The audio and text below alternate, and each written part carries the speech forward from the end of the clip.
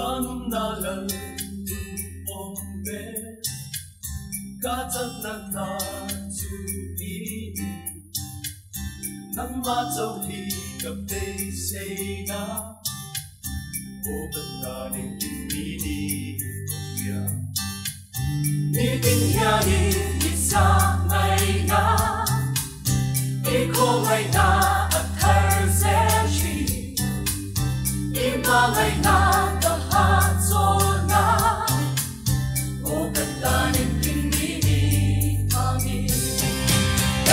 Nalungkoy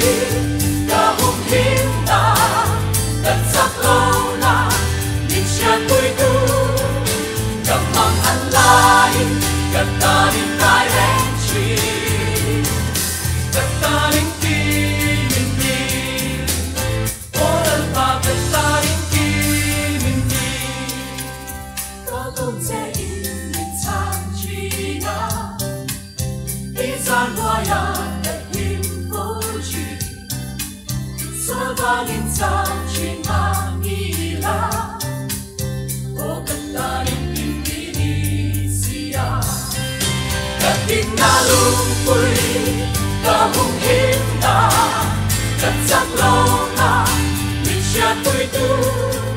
Kamang anlay Kataling Thailand